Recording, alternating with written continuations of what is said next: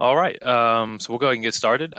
For everyone who's just checking in, it's 4 o'clock, and for those who may not know me, this is Colby. I'm Colby Sledge. I'm the council member for District 17.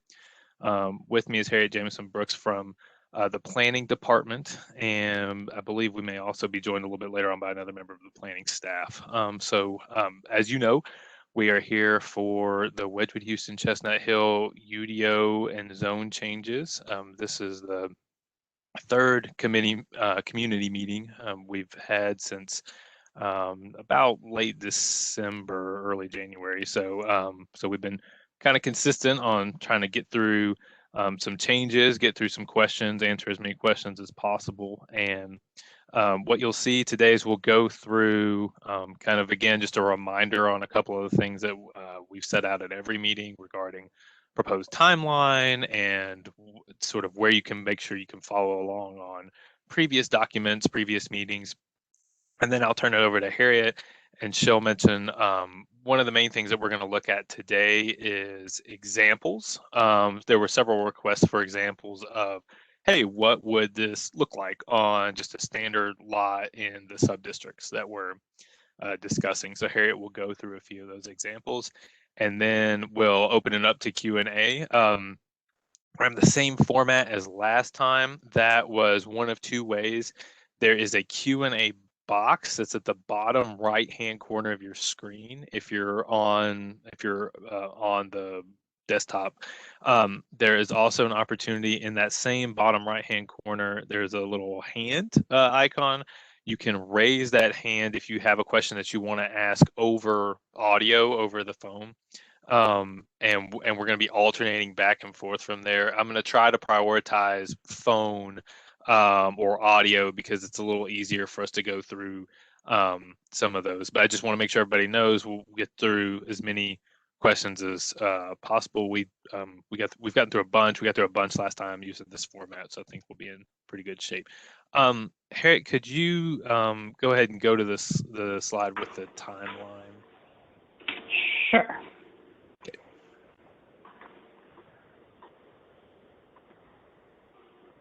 Great. So as you can see, here's where our timeline is so far. We did have one previous online community meeting before that January 12th one. A reminder to folks that we did defer to the February 11th Planning Commission meeting. What you see there on the Metro Council bill filing from the 22nd is this is getting the bill in the system. The bill is now in the legislative system and is scheduled to be read at first reading at Metro Council on Tuesday, February 2nd. For those who are unfamiliar with the council process, it's a three reading process. The first reading is purely perfunctory. All of the bills on first reading that are getting introduced all get introduced in one big lump. They get passed and they move on so that they can get into committees for discussion. So that's where we are on the timeline there. And as you can see, we're at the online community meeting on January 26th. So with that, I'll turn it over to Harriet. And like I said, we're going to go over some examples that people have asked for what would be allowed under the UDO and zone change. Great, thank you. Before we get into examples, I just wanted to go over a few kind of clarifications or updates that have happened since the last draft was posted. So these were either based on comments that we received in the last meeting or conversations we've had since then, and they're by no means comprehensive or exhaustive, but they do just reflect a couple of points that we've been hearing about repeatedly.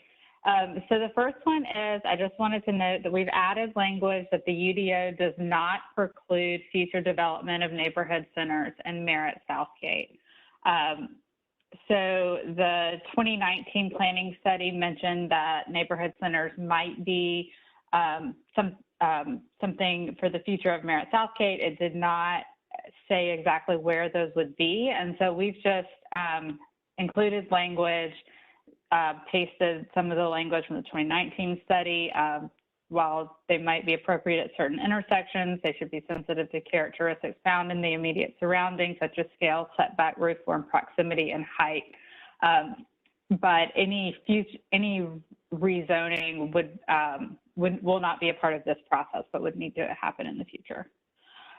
The second thing I wanted to point out is that we were getting a lot of questions about detached accessory dwelling units. Why weren't they in the UDO?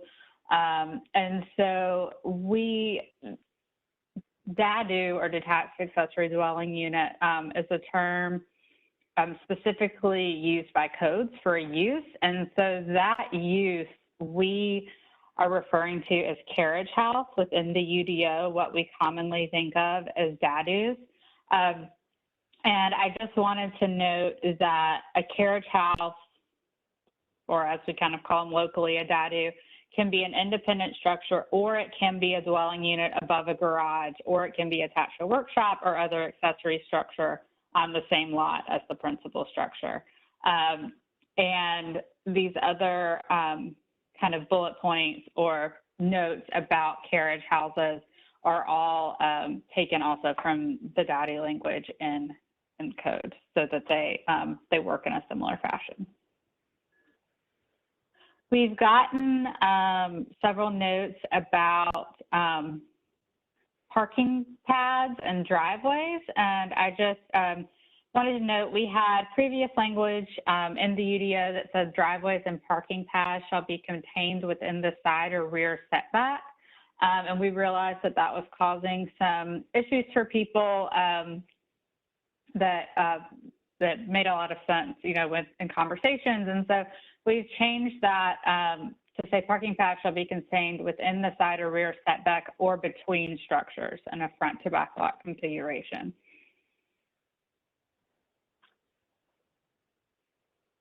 And then also in terms of garages, we've added language that, and this specifically, we got some questions from property owners in the Fall Hamilton area about this, but for lots without alley access, garages can face the front so long as they're kind of hidden or obstructed by the primary dwelling unit. And then lastly, we've also received a lot of questions about the building type standards within the UDO. Why do I have to build a stacked fourplex or a stacked triplex? And so we've added language just to clarify that combining building types on a lot is permissible. You could have a duplex and a carriage house, a triplex and a carriage house, or however you want to combine it. And then also that building types or combinations that are not listed in the UDO are not prohibited by default. So if you think another building type or way of configuring residential structures would work better on your lot, and it fits within the zoning code and within the standards, the other standards of the UDO, then we could consider those. The building types are not, it's not meant to be a comprehensive or exhaustive list. It's more to get some ideas of different types of lot configurations and building types that could be possible for these residential properties. And with that, we will move on to the case studies. So I also just wanted to give a brief kind of intro or note about the case studies. So these, the case study is really a tool that we use for testing the standards.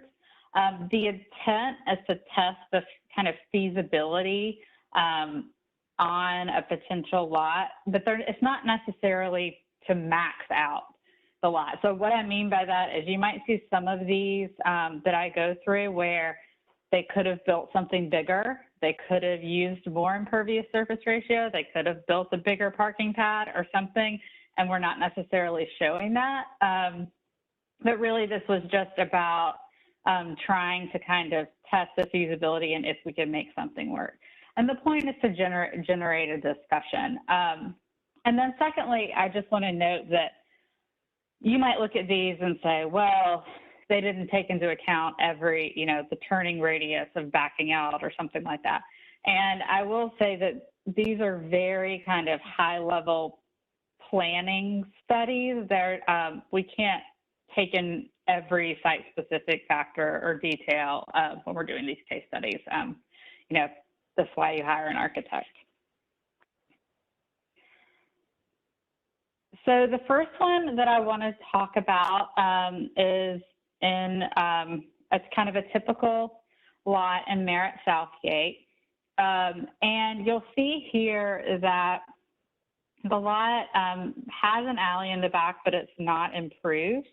And so it's not really accessible right now. And if you're familiar with the UDO standards, you know that you can have up to 3 units without an alley, or you can have more if your site will allow it, if there's alley access. So in this first option for this site, we're showing the alley not improved.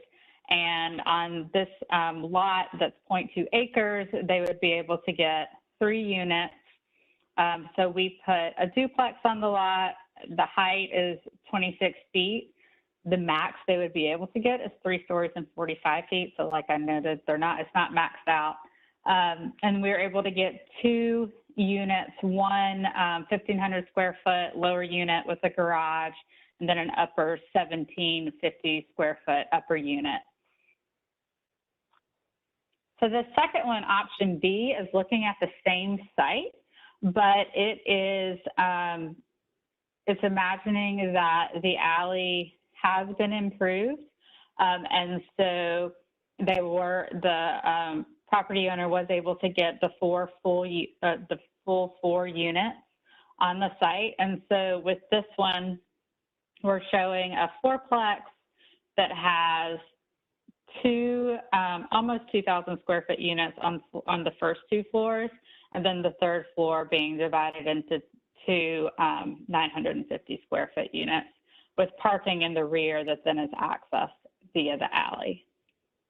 And you'll see here, same thing. We haven't totally maxed out the ISR here, but I think with the setbacks, it's getting pretty close. This next case study is looking at Fall Hamilton. And so we were looking to show how someone might be able to get 3 units on kind of a typical Fall Hamilton lot that's 0.17 acres. And so here we're showing a duplex with a carriage house. And as I mentioned earlier, this lot configuration is not what has to be. It's just an idea of what could be, what you could do, or how you might want to do 3 units on this site. So the height we have here is 26 feet, and so that is taking into account the height standards for Fall Hamilton, which are the average of adjacent properties plus 6 feet. And so you get 26 feet, setback is 35, and the ISR is 0.4. So here they have, so it's 3 units, 2 in the primary house, and then 1 in the carriage house. And you'll notice too that in this configuration, they could have done a garage below the carriage house, potentially, or reconfigured that in some other way. It's not maxed out.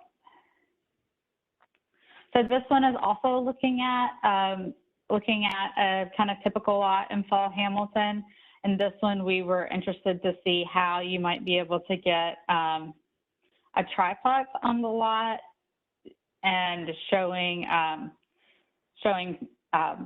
parking that's coming from the front, since most of these don't have alley access. And so it's the same size lot, 0.17, site yield of 3 units, and the height here was 24 feet. Using the height standards in the UDO, they would be allowed 27. So you could just take that into account. And so they have 3 units, 2 with the front entry and 1 with the rear entry, approximately 1,300 square feet each, and then parking in the rear.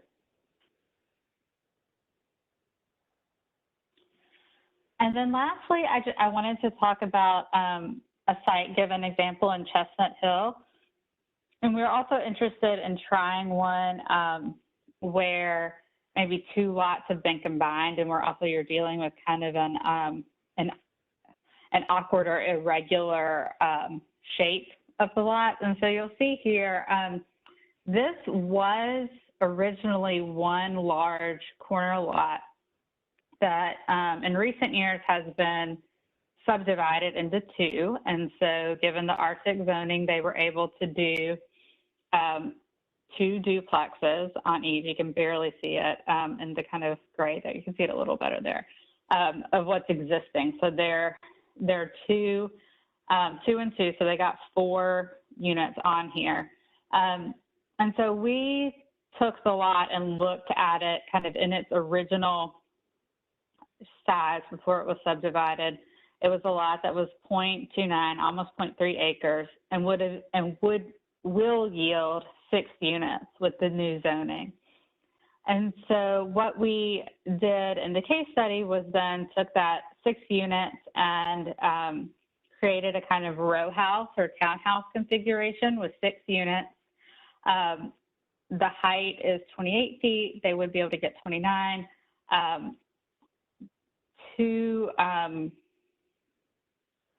2-story units, the kind of row of 4 here, they're each 1,400 square feet.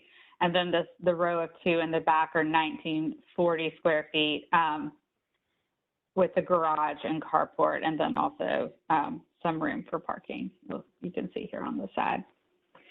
So those are really the case studies. And like I said, these are really just meant to show kind of examples that we were using to kind of test the standards of the UDO to see how things were working.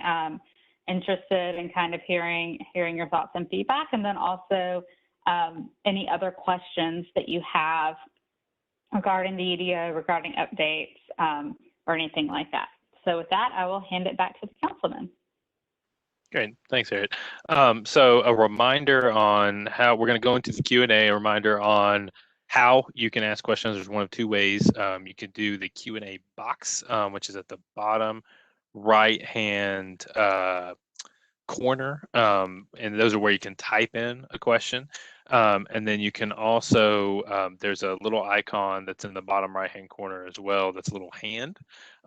You can click that, and if you want to ask something over audio, and that way we can be alternating back and forth. So we do have a question in the Q&A box, and we'll start going through that. So this is for, and same format as last time. If you attended the meeting a couple weeks ago, I will say the name of the person who is asking the question and then the question, and then we'll go from there. So Josh Helmer initially asked about the heights that I think I got answered regarding max height in the Merritt Southgate area, the max height in the Merritt Southgate area. And I'm sorry that I can't drop the link into the Q&A, but if you go to whchstudy.nashville.gov and click the revised UDO draft, and I think Harriet might be able to pull it up too, you'll see that the max height in the Merritt Southgate area has been revised to 3 stories and 45 feet. Josh Helmer had a follow-up question on, are there any case studies on small lots? I think what he means is substandard lots. It says large lots are not typical in Chestnut Hill. So we talked a little about this on the last meeting, Harriet, but can you talk a little bit about, for a substandard lot, what the current entitlements are versus the new entitlements under the UDO and zone change, and then what that could entail? Sure. So the current entitlements, especially I think in Chestnut Hill, most of the residential properties are currently zoned R6. And so for those properties, you are entitled to 2 units if you meet the minimum property size, which I'm not exactly sure of. So a substandard lot is would be less than that, whatever, let's see, 6 units per acre. I think it's 3750 or something close to it. 30, okay, yeah, sorry. But so if your lot is smaller than that, then you have to go to the Board of Zoning Appeals in order to have it potentially amended so that you could have more units. But with the zone change that we are proposing with this, everything is going to be changed. Well, all of the residential current R6 properties will be changed to RM20, A, and S, and we've added language within the UDO that every lot, even substandard lots, will be entitled to a minimum of 2 units. So it's taking away that threshold of having to meet a certain lot size in order to be entitled to your 2 units. Now you still have to meet the standards of the UDO in terms of setback and that kind of thing, which, you know, if you have a really long, skinny lot, it's going to constrict how you're able to meet those. But every lot now will at least be entitled to a minimum of 2. And then from there, it'll use the density factor of 20 units per acre if your lot is larger and can meet a threshold for more units. Yeah, and so to follow up on that here, Josh mentions in here, you know, substandards under 5,000, non-buildable is the number I was thinking of, 3,750. Essentially, this is a big point that I think sometimes gets lost. Essentially, what this zone change would do is, and you tell me if I'm misinterpreting this, but it makes every lot buildable. Is that accurate? Yes, that is accurate. I mean, so long as they could still, I guess the lot would need to be at least 11 feet wide because code does require 5-foot setbacks on either side. So as long as your lot is more than 11 feet wide. Gotcha. Okay. So that's one thing I want to make sure doesn't get lost in our conversation is there are a lot of cities across the country that are looking at as a way to promote infill and to promote a variety of housing types, which are stated in the study plan as goals of the study plan as well, that are reducing minimum lot sizes. And so it has happened in all different kinds of cities, huge cities, Nashville size, cities smaller. So that is a sort of proven way to promote that infill and diversity of housing types. Jeremy Kelton asks about the Fall Hamilton area. Says, what is the proposed height max in the Fall Hamilton area? I'm wondering about parking underneath structures and if it would work with getting enough square footage in the houses. Okay, so I'm going to try to switch what application I'm showing. Okay, so now can you see? Yeah. Fall Hamilton. Okay, great. So for Fall Hamilton, the height is the average height of adjacent residential structures plus 6 feet, to a maximum of 2 stories and 30 feet for single family and duplexes. For multifamily, it's the average height of adjacent residential structures plus 8 feet to a maximum of 2.5 stories and 35 feet. So it depends a little on the size of or it depends some on the size of the houses next to you, on either side of you. But it goes up to a maximum of 30 feet for single family and duplexes and 35 feet for multifamily. And in that same area, what would be the height restrictions on what's referred to in the UDO as a carriage house? So for carriage houses, I'm gonna just go down to that.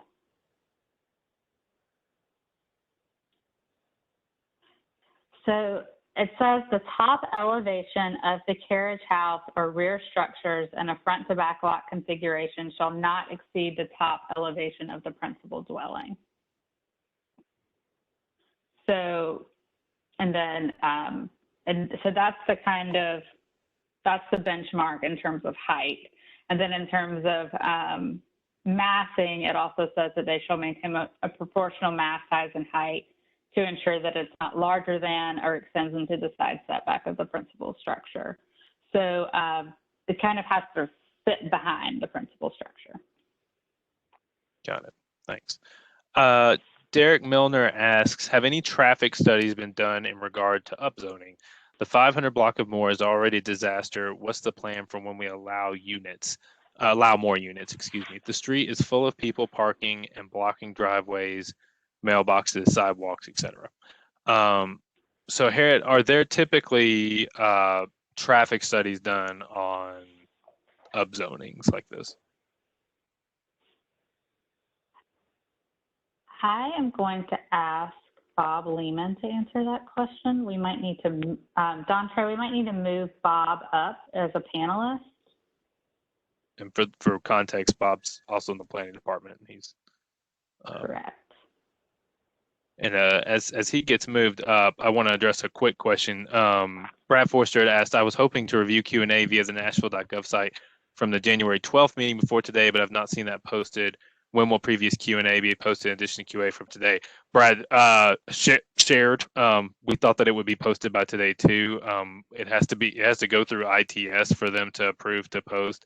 And we've actually been asking for both the Q&A and the video from January 12th to be posted. So there are the slideshow from January 12th is up there, but we are asking pretty much every other day now to try to get that up there. So my hope is that both from today and from January 12th, that Q&A will be up there this week. And my apologies, we have been trying to get it posted.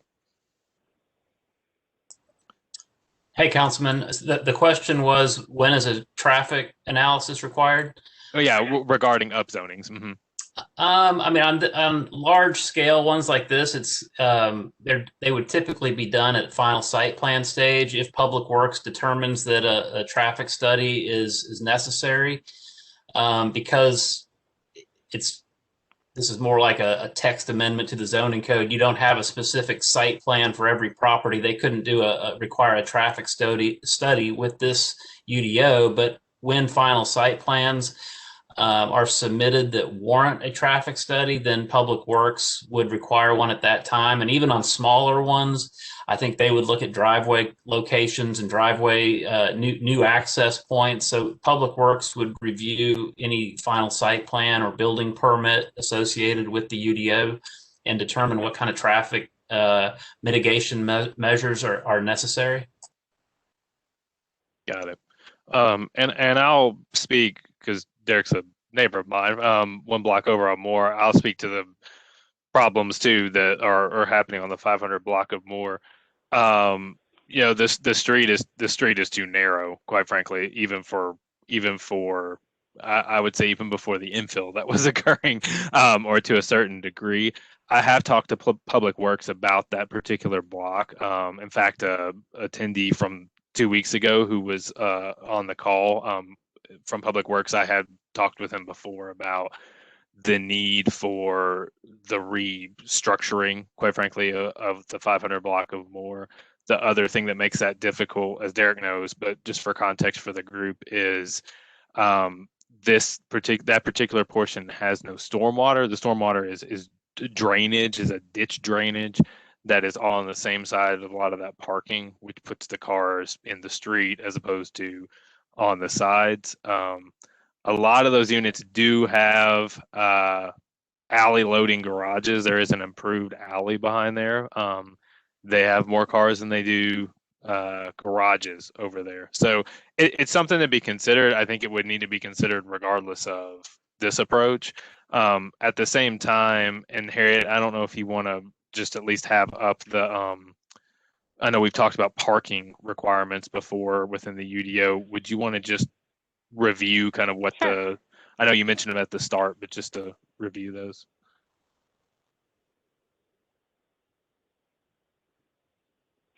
Yeah, so in terms of driveways and parking pads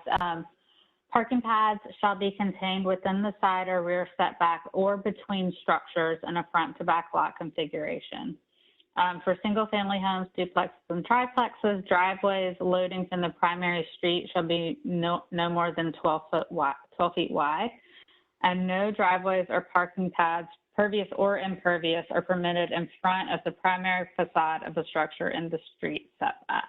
So that means you can't have a parking pad right in front of your house, facing the primary street.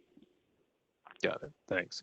All right, we've started to load up a little bit on the Q&A box, which is good. So I'm going to run through. What I'm going to do is prioritize folks who haven't asked a question before, and I'm going to check if there's an audio question. So BK has 2 questions that go together. I'm going to take them. Is what is considered? We've had this question before, I think. What is considered adjacent, directly across the street and beside, or just immediately bordering on the same side of the street?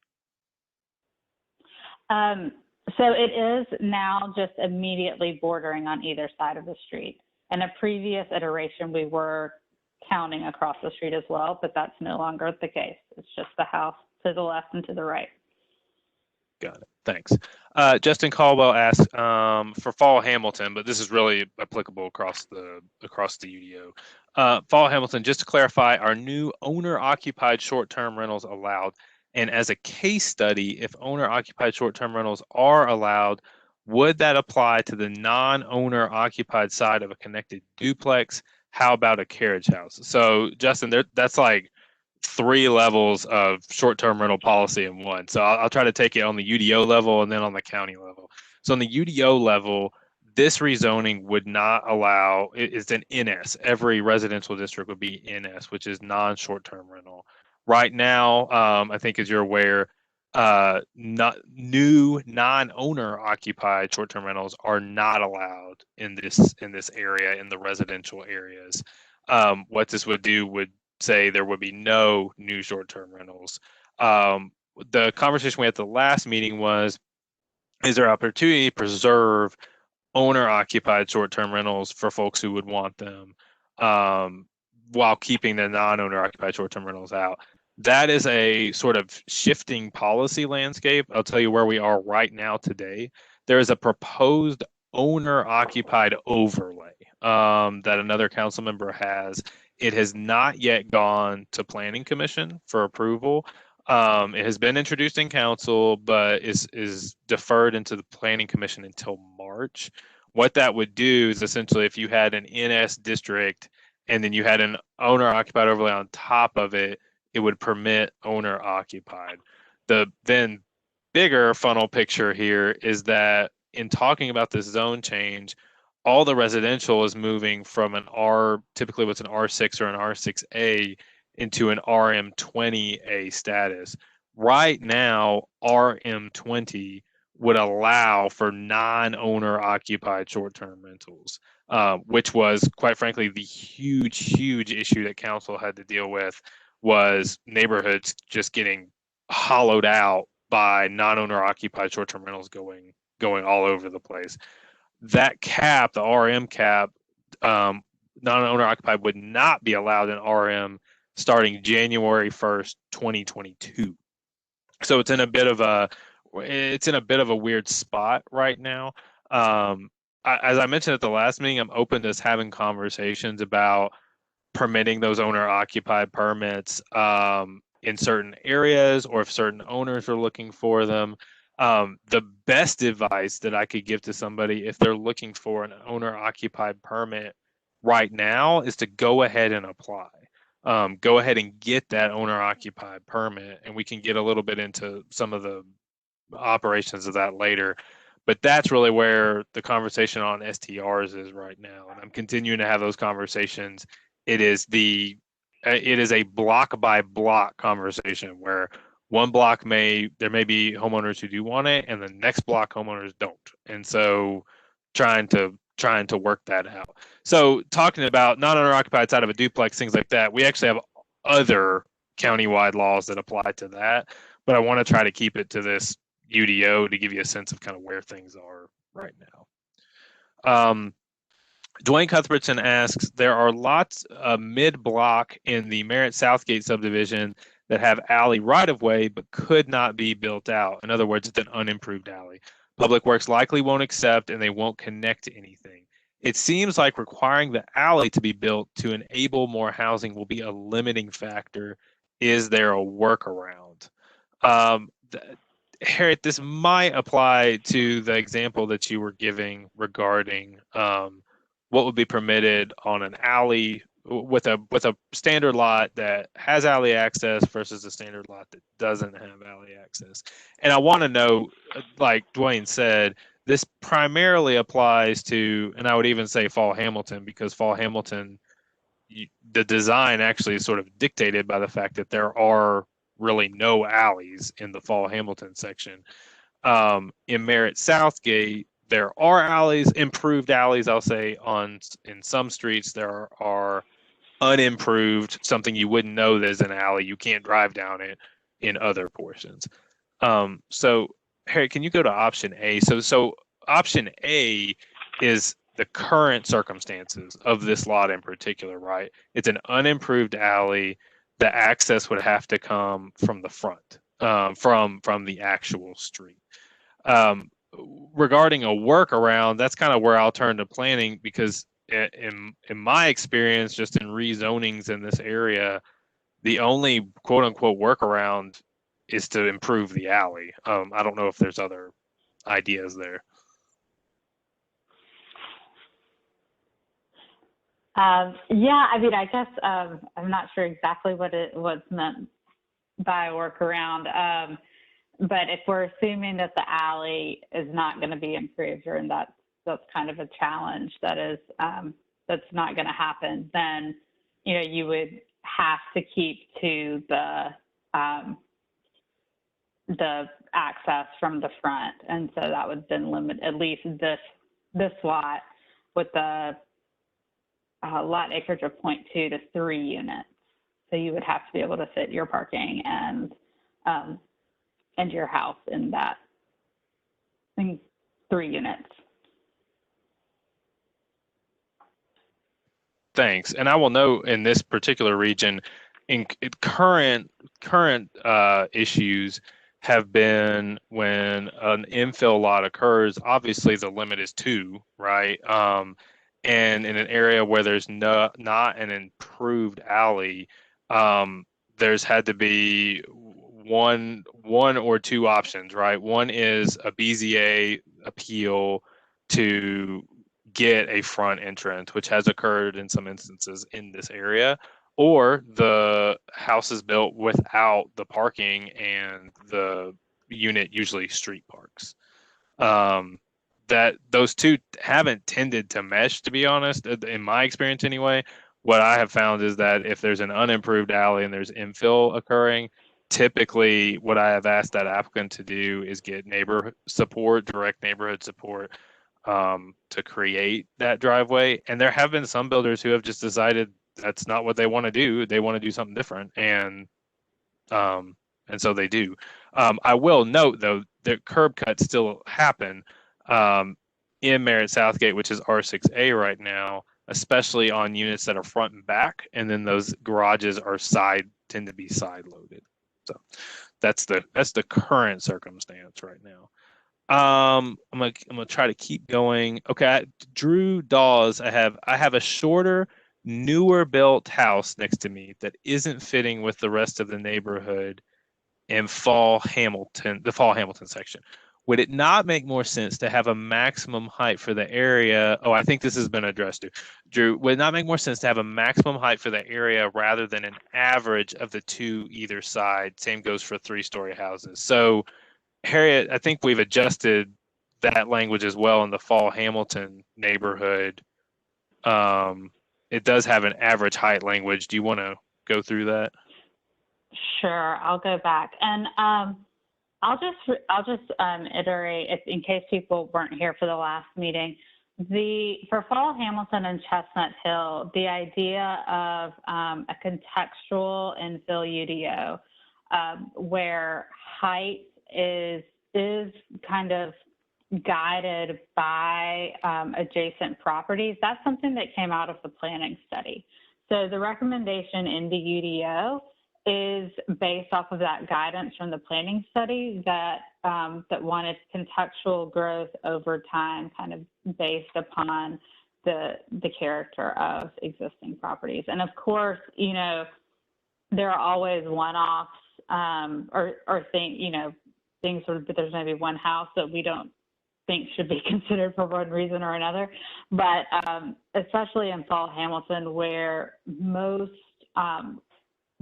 properties are kind of still pre-1970s or retaining that fabric, the contextual infill idea did seem to be appropriate there. And with that, I'll go back to the UDO. Thanks. While you do that, I think I can take this follow-up question. It says, can we require additional right-of-way in adjacent streets next to new multi-family projects to require parallel parking? The short answer is I have been requiring that.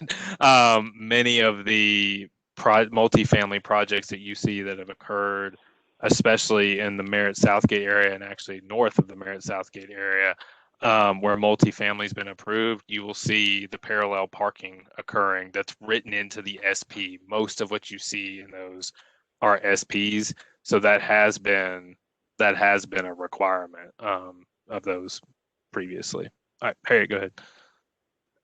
Yeah, so for Fall Hamilton, as it says right here, the maximum height for single family or duplex lots is the average height of adjacent residential structures plus 6 feet to a maximum of 2 stories and 30 feet. And then for multifamily, the average height of adjacent residential structures plus 8 feet to a maximum of 2.5 stories and 35 feet. Got it. And so I'll just say, yeah, I'll just note that, you know, that average height plus 6, I mean, that's giving some definite room for that growth over time. So you're not just limited to the average of the adjacent structures. Okay. Again, trying to prioritize folks who haven't had a question read out yet. William Smallman says, for Merritt Southgate, can we change side setbacks to 5 feet across the board? R6A and RM20A both call for 5-foot side setbacks.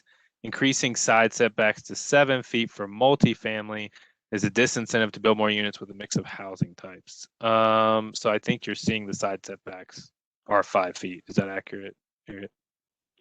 So the minimum side setback is 5 feet. So that's kind of the base standard for Merritt Southgate. There are, when you get into the building type standards, I think now they have been changed, so they are pretty much all 5 feet across the board as well. Let me just make sure. Oh, no. So, so right now we have for row house, triplex, small multiplex, a minimum size setback of 7 feet. And the reason for that is that row houses, triplexes, and small multiplexes tend to be kind of larger buildings, larger in terms of massing. And so the reason for doing the minimum side setback is to provide a little bit of breathing room there, especially since you're dealing, most of these properties are within residential neighborhoods that are going to be, for the most part, still single family and duplex. I think that it's something we could consider, but we're really trying to base it on kind of the appropriate neighborhood pattern. And so I think, you know, keeping the setbacks to a scale is critical for that. And I'll also just note that I did do some calculations or research in these neighborhoods in terms of what the kind of average setbacks are in creating these standards. And the average setback is definitely more than 7 feet. And so trying to also kind of keep with that residential pattern. like I said, we're trying to keep it appropriate. There may be some leeway there, but we'll have to kind of go back and talk about and see if we find it appropriate or not. Got it. Thanks, Harriet. Wes Gray asked a question I think is going to get us into a conversation that I expected a little, that I said a little earlier. Is February 11th, in parentheses, pending legislation, the deadline for owner-occupied short-term rental permits also, or is that later? So the short answer is yes, Wes. The larger answer that I'd like input on kind of outside of this meeting, and just so everybody knows, colby.sledge@nashville.gov, and then the best email address for particular parcel questions, UDO questions, whatever it might be, WHCHUDO at nashville.gov. So we've had this conversation in the last couple of meetings about pending legislation, right? So pending legislation, as y'all have seen on the timeline on the website, is after reading at council and a public hearing, which would be at the Planning Commission on February 11th. There is the opportunity, and planning staff has noted this before too, there is the opportunity to write into the UDO what the effective date of the legislation would be, right? So what the pending legislation and effective date would be. What I need to hear from y'all is kind of what you're looking for, right? If there's a permit issue that you're concerned about, and then what you would hope kind of the potential pending legislation is. I'm going to take all those into consideration, and I've already mentioned that to a couple of people who've asked on those kinds of things before.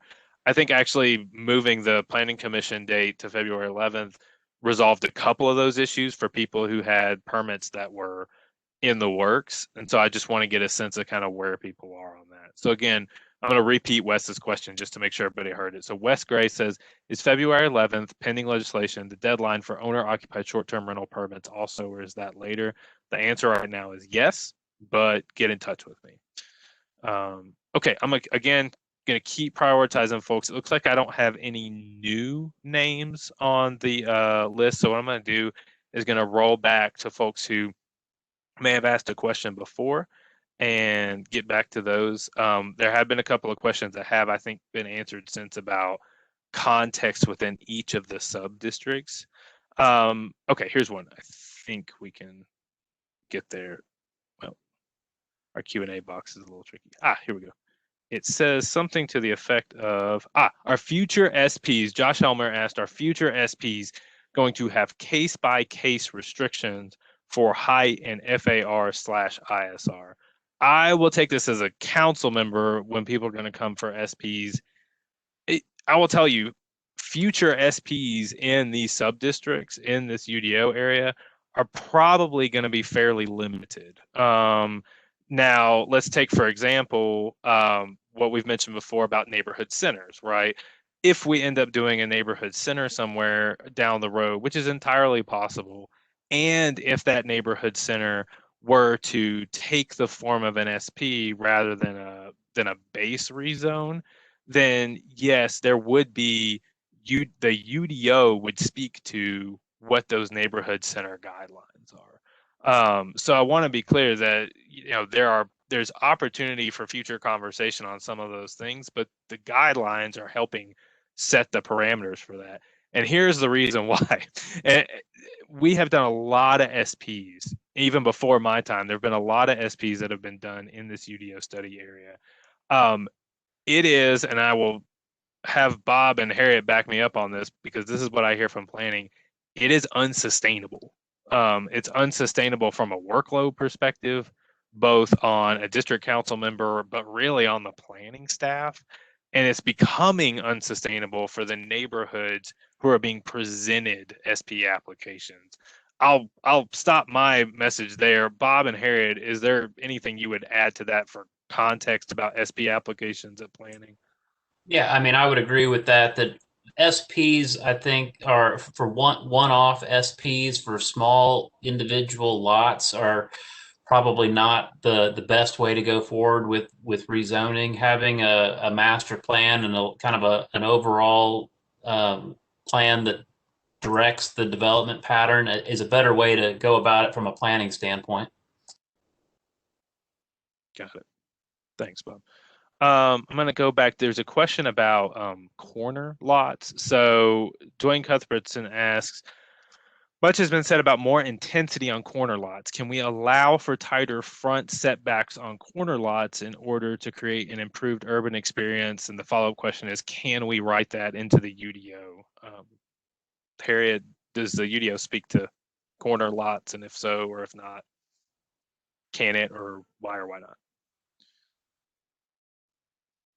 Sure. I think that's an interesting suggestion.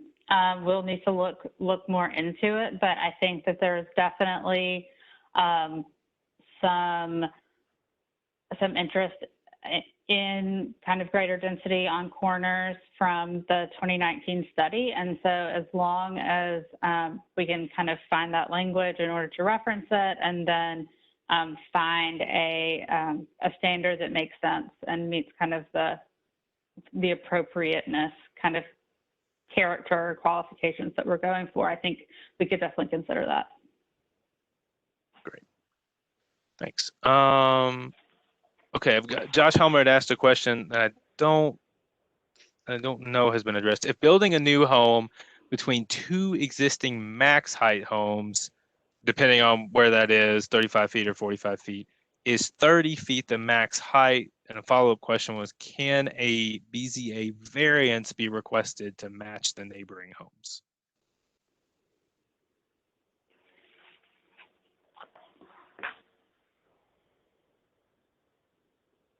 So yes, the max height, I'm assuming this is in Fall Hamilton, the max height would be 30 feet.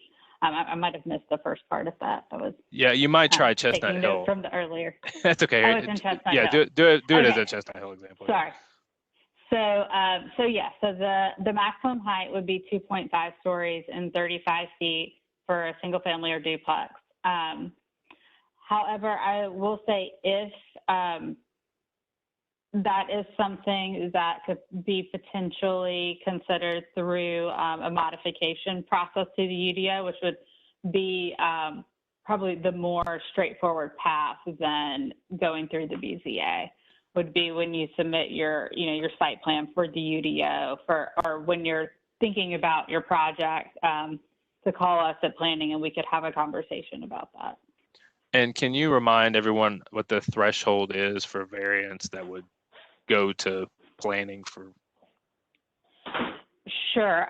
So for modifications, it is, and I'm going to go to the page to read the exact language.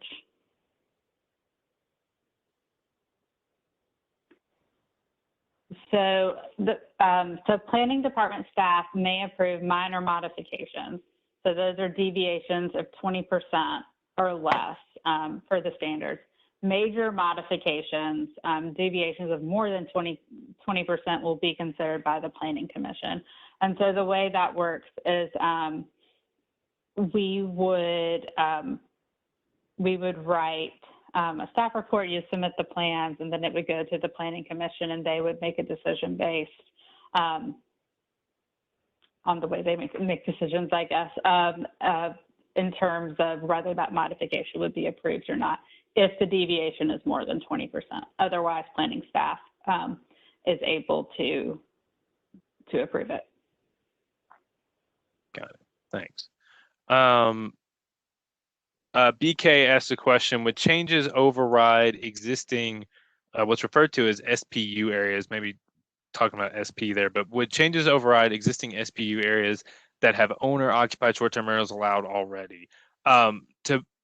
I think the best way to answer this is everyone who's got a permit is grandfathered in, if that makes sense. So if you have an existing permit, or if you obtain a permit before the legislation goes into effect, you keep that permit as long as you're doing the right things, like renewing it, not getting complaints or violations, things of that nature. Just want to make sure we know there. Trying to get, let's see, I want to make sure I haven't missed anybody who may have had a question that I haven't gotten, but I think it's mostly the same. Yeah, same names. Okay, so we've got a substandard lot question that Josh Helmer asked that said, can language be added for 25-foot wide or less lots, giving a 3-foot minimum side setback? Otherwise, we're going to end up with even skinnier homes.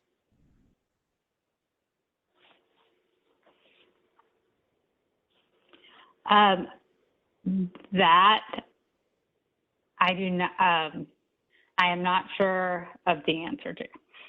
Okay, we can consider it, but I'll have to go back and talk to staff about it because I think there might be a codes issue there. Gotcha. Okay. Good to know.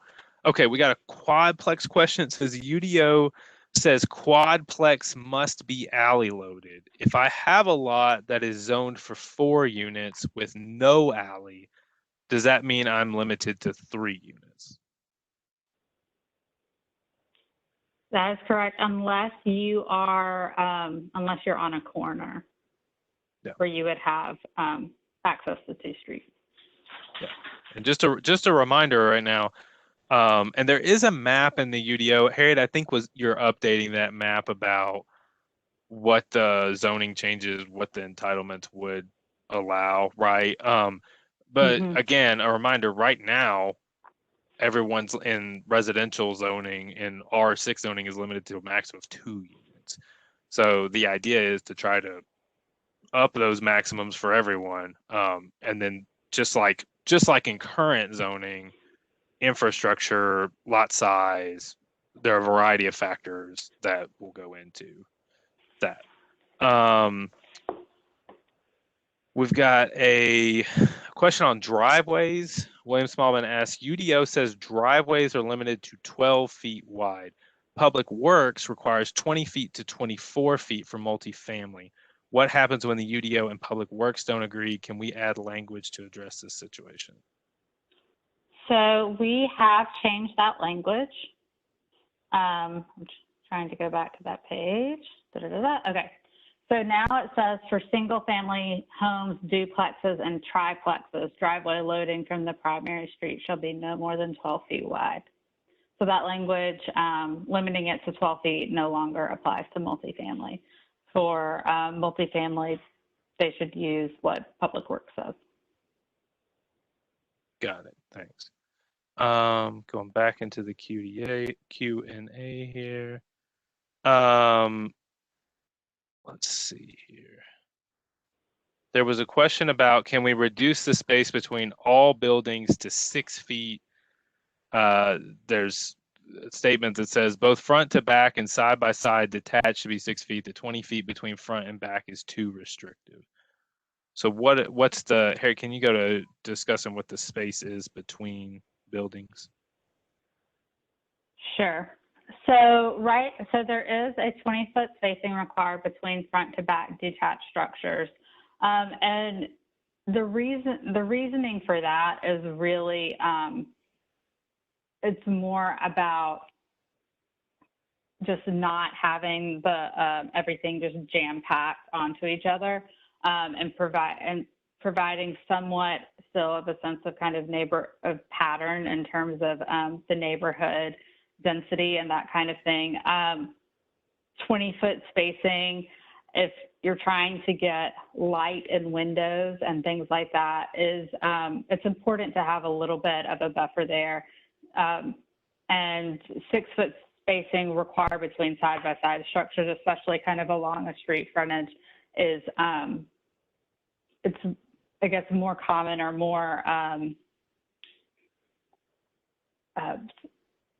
positive in terms of kind of a neighborhood built form to have more density along a street and then a little more spacing between a front structure and a rear structure. Got it. Thanks.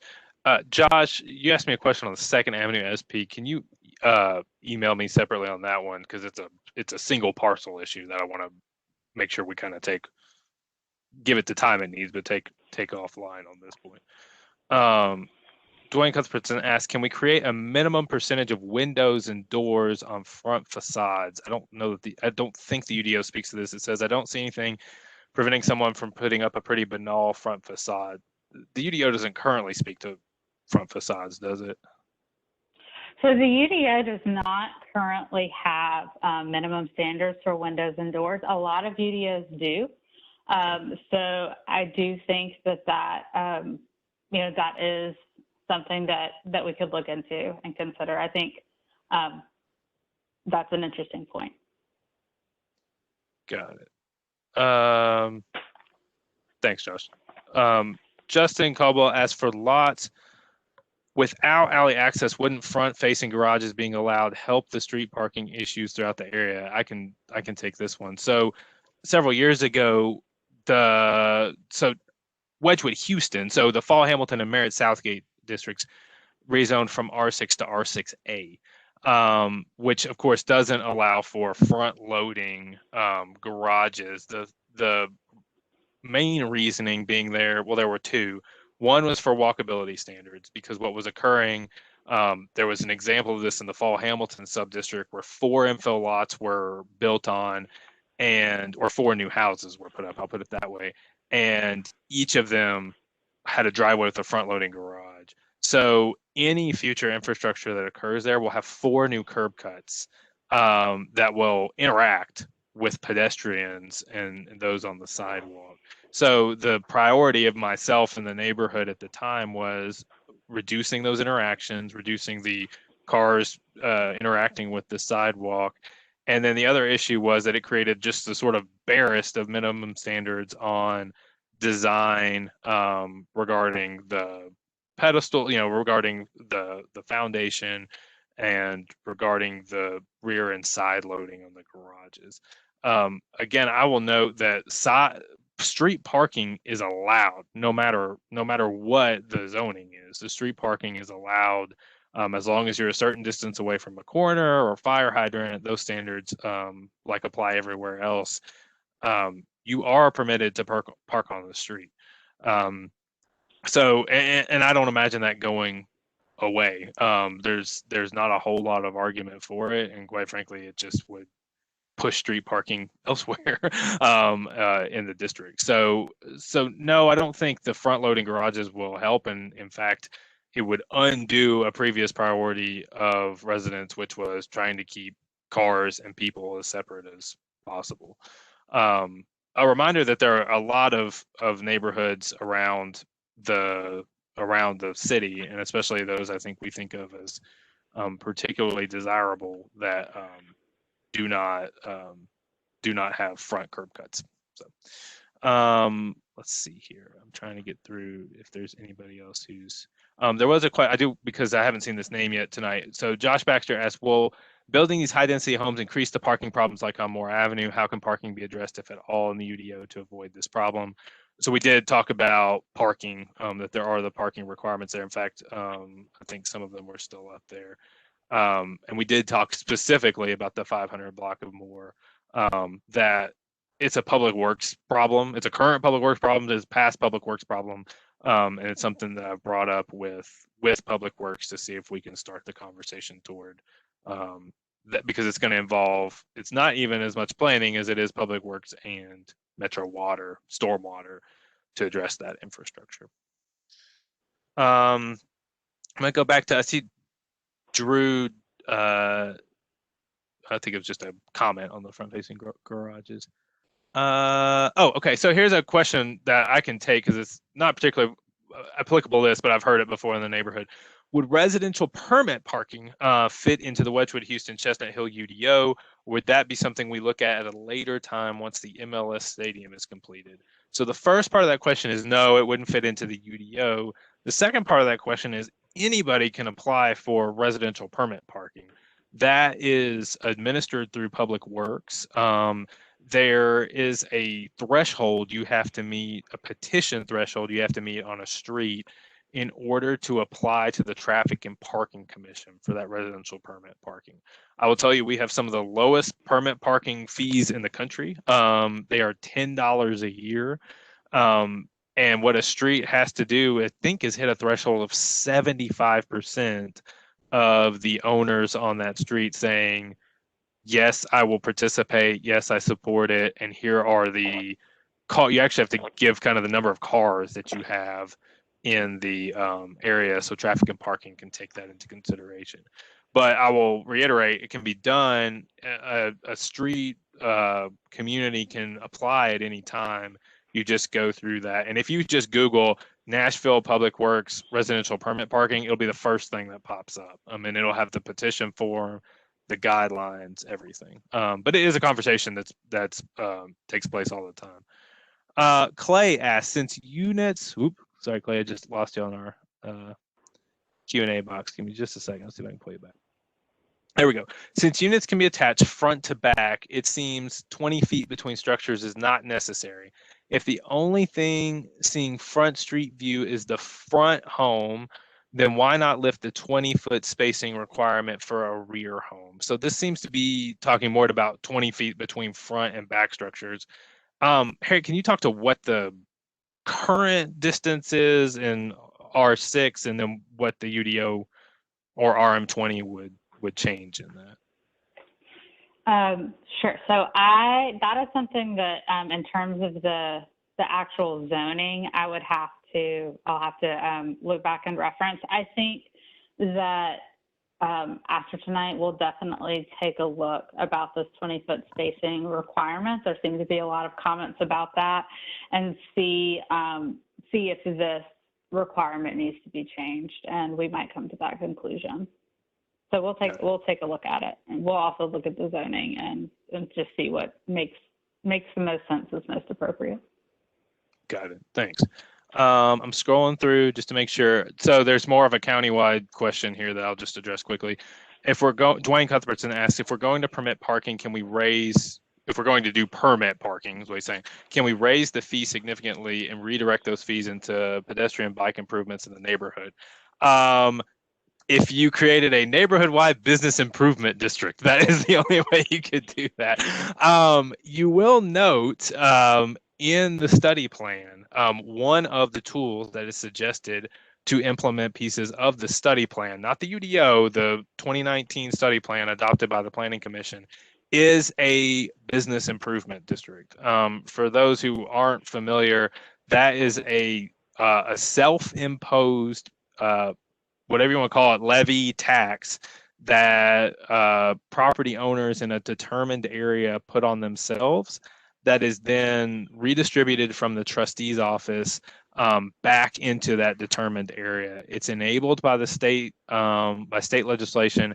It has to pass Metro Council, and it also has to have a petition threshold of more than 50% of the property owners who represent more than 2/3 of the property value in the proposed area.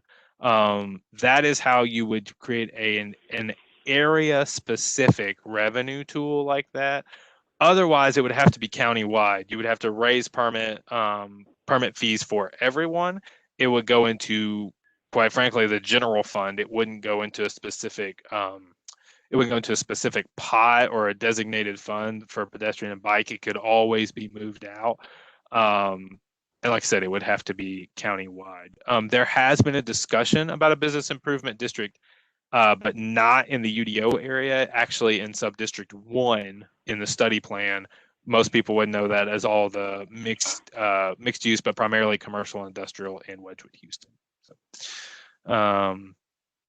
So there you go. We've got some folks who've mentioned support for things as far as the density. I really want to make sure I get every. There've been a question. Let's go back to the driveway question just because there was a clarifying question. So Josh Helmer asked, if I understood the driveway question, how can we keep driveways 20 to 24 feet wide for multifamily developments when now anything that's 3-build eligible is considered multifamily? You can't fit a drive that size on a 40-foot wide lot, for instance. So, Harry, you want to go back over that? Sure. So for single-family homes, duplexes, and triplexes, driveway loading from the primary street shall be no more than 12 feet wide. So the thought there was that anything that is more than a triplex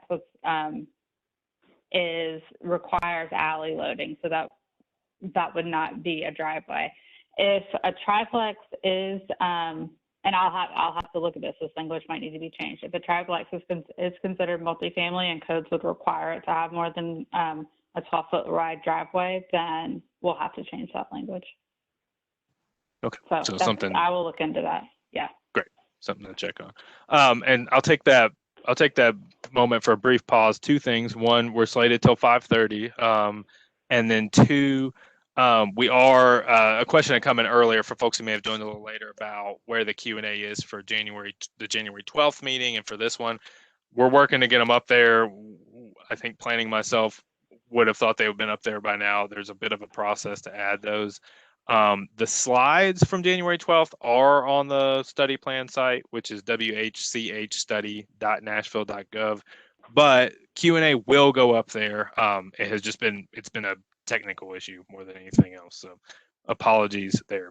But some of this stuff that's getting feedback on will be back up there. Let's see. I'm trying to make sure I haven't missed any questions. I appreciate everybody who's put in sort of, I support this, I oppose that. Like, that is helpful. I'm just trying to make sure I get to all the questions here.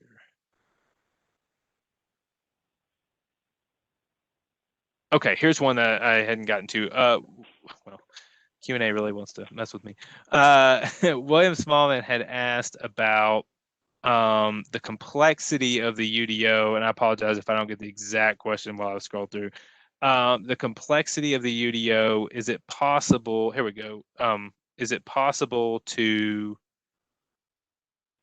eliminate the housing types from the UDO and just focus on bulk and massing standards? There you go. I think that is, that's an interesting question. That's something that we've already been considering. So I think there's definitely an interest to make it less complex, and we've reduced the building type standards so much already within the UDO that it might not be necessary for it to be its own section now. So I would just kind of look out for subsequent drafts. We'll definitely try to streamline it, whether that's taking out that section or putting it in there some other way, just so that it's simpler. Yeah. There's a process question that relates to that I want to get to. There's one other comment on building height being measured exclusively from the front facade might penalize a small number of lots that slope upward from the street.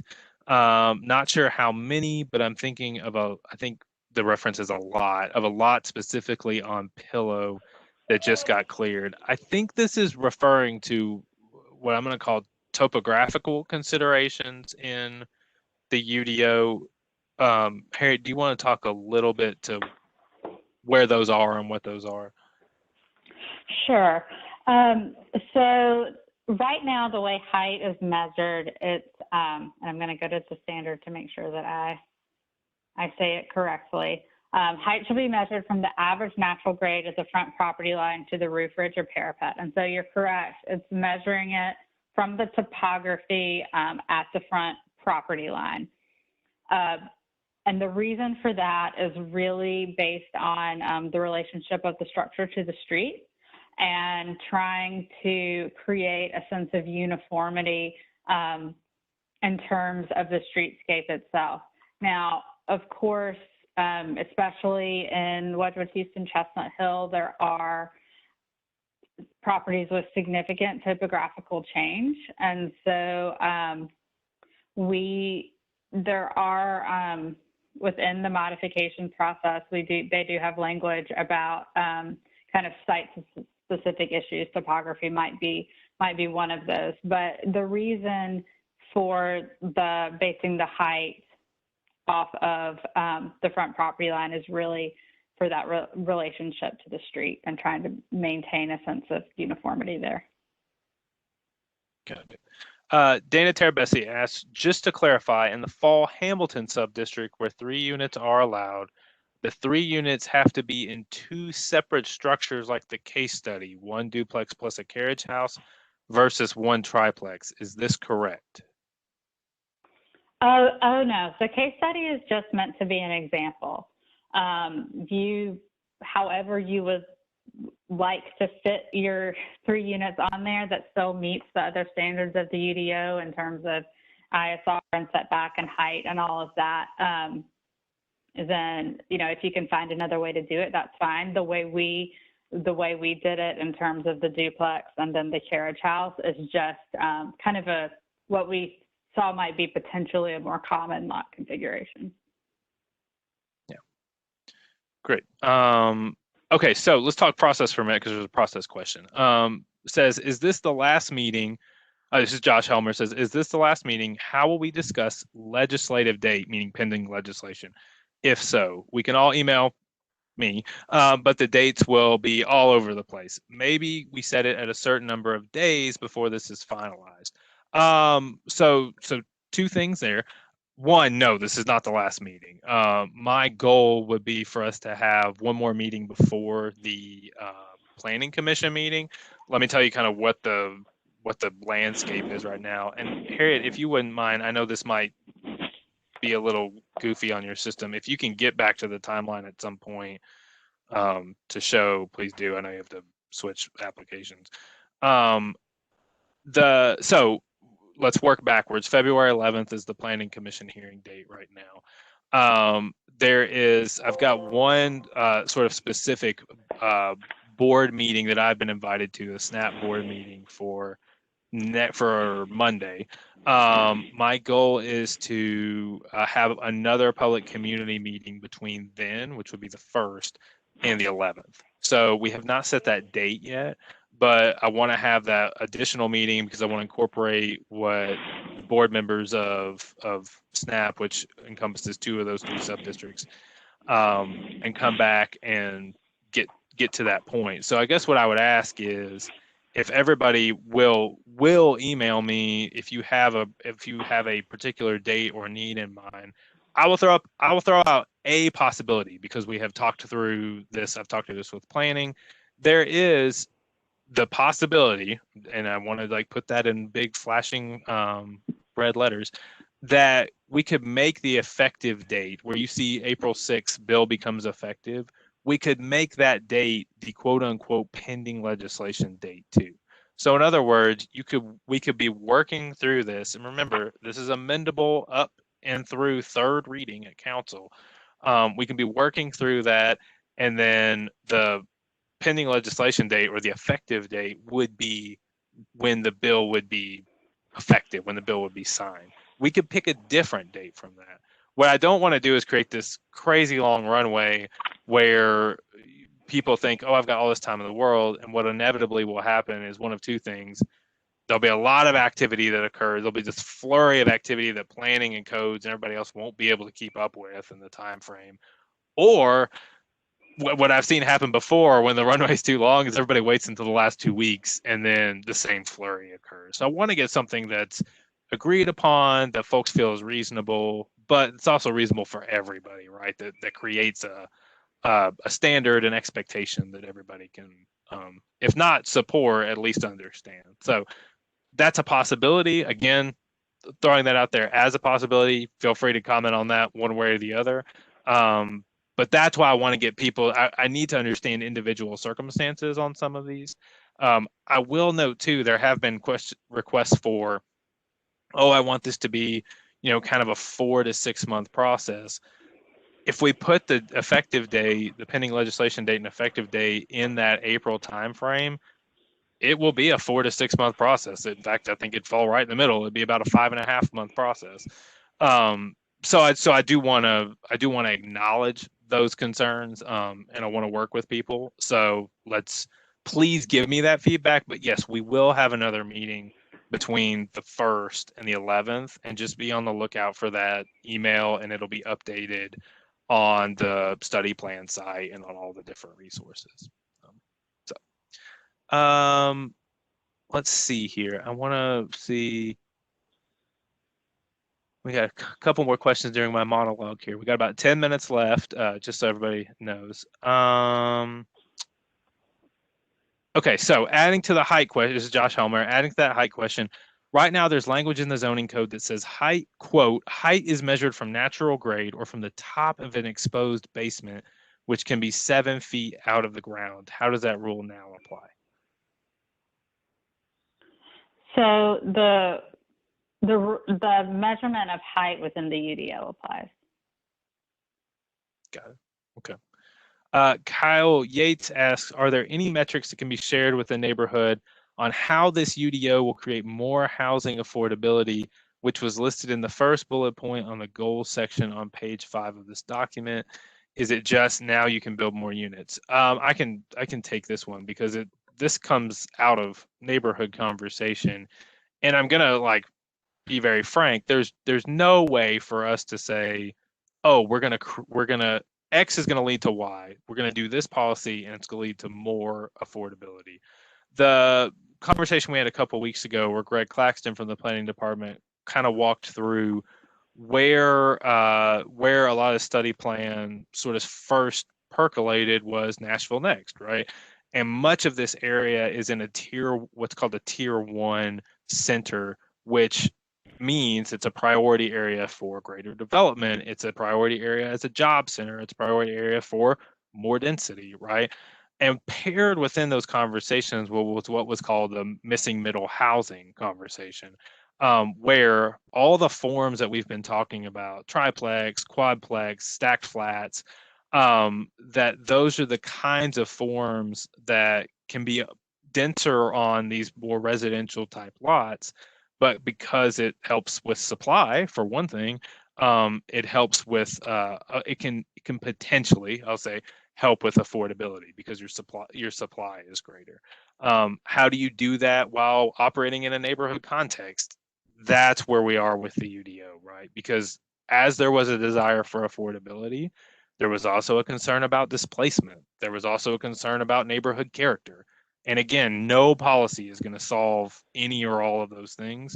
But the best we can do, I don't want to speak for planning, but the best that I could do as a policymaker is hear those concerns, go back to planning, go back to departments and say, what are the potential tools we have that could address some of these community concerns?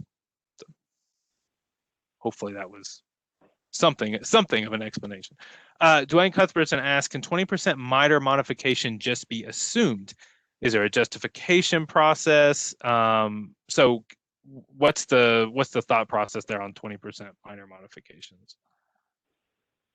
So the 20% minor modification, that is kind of standard within UDOs across Metro. And in terms of how it is measured exactly, like what is 20%, that's something that I have to check on. Bob might be able to answer that question, but I'm not familiar generally, with it's other not. UDOs. Generally, modifications aren't assumed. It's whether you're meeting the overall goals of the UDO, and that's what staff would review and evaluate with each case. I mean, it's not just because it allows for it. It's not an automatic, but it's something that if we believe that it meets the overall goals of the UDO, then we could support that. Right. Got it. Thanks. There's a question I'll take because it relates to state policy. Dwayne Cuthbertson asks, any thought to bonuses or incentives to create smaller units, maybe one additional unit on top of the zoning allotment, and tack on serious limitations on size and possibly limits on sales price or rent? Dwayne admits maybe that's too complicated, but it's a thought. It's outlawed. We're not allowed to do it. You're talking about a version of inclusionary zoning, and quite frankly, I think a creative one. It's one I would love to pursue.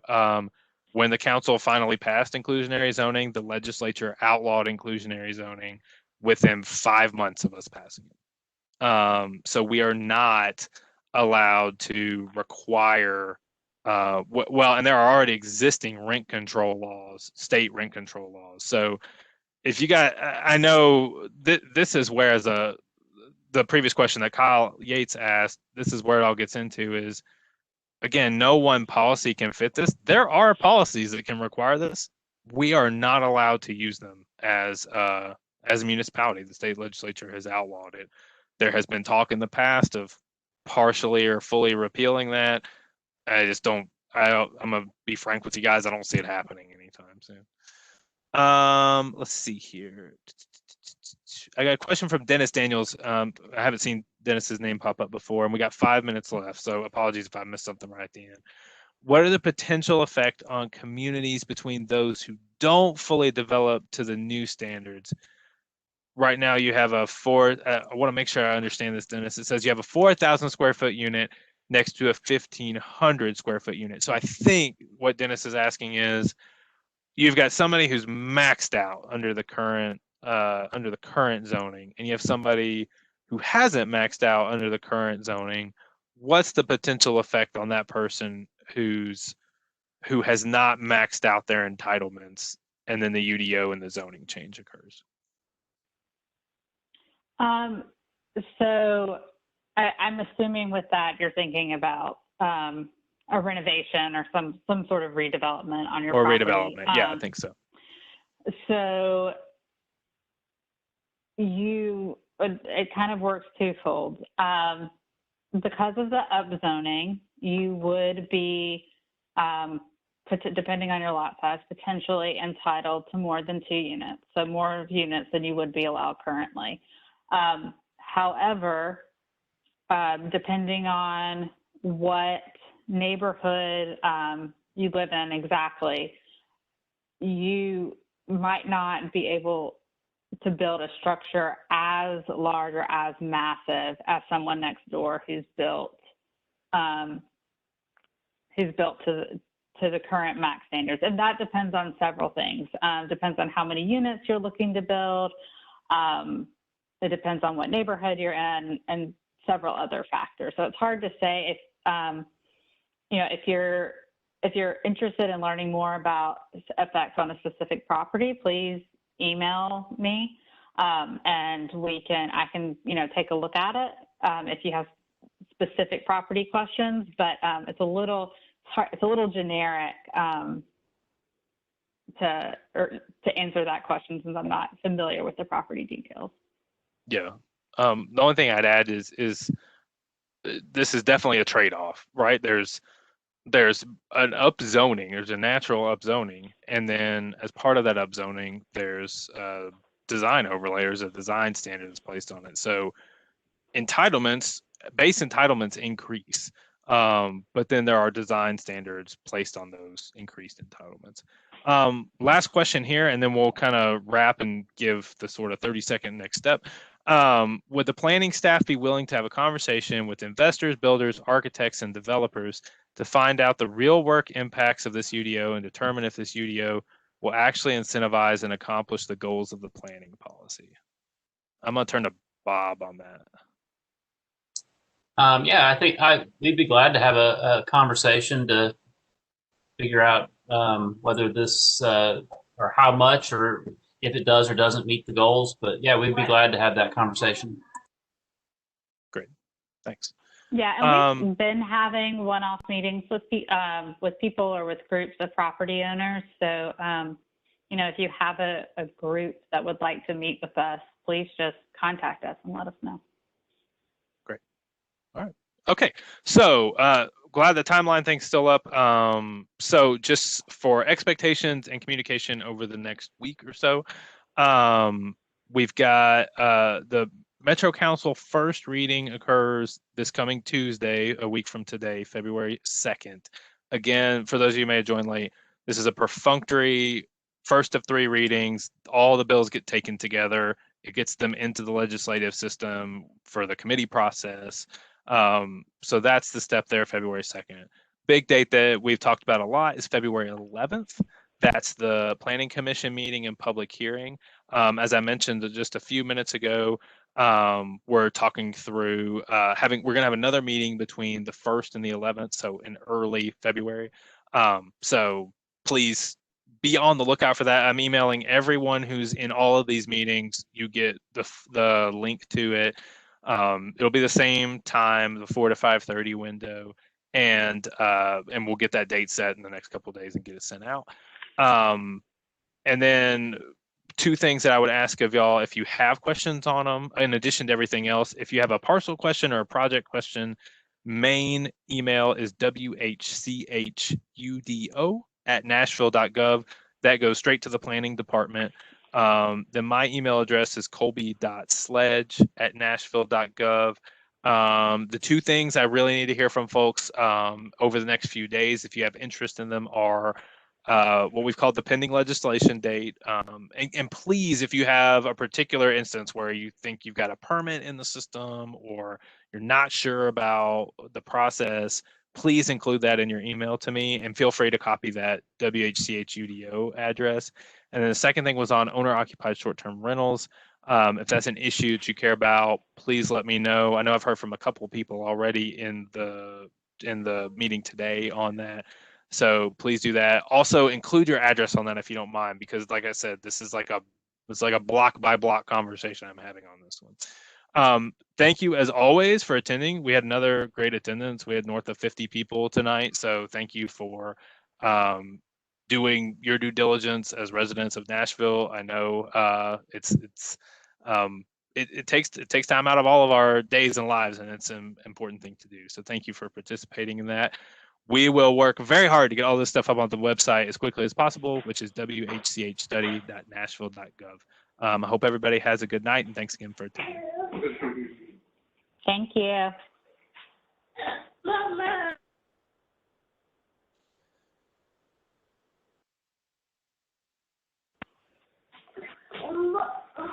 Hi, Dante.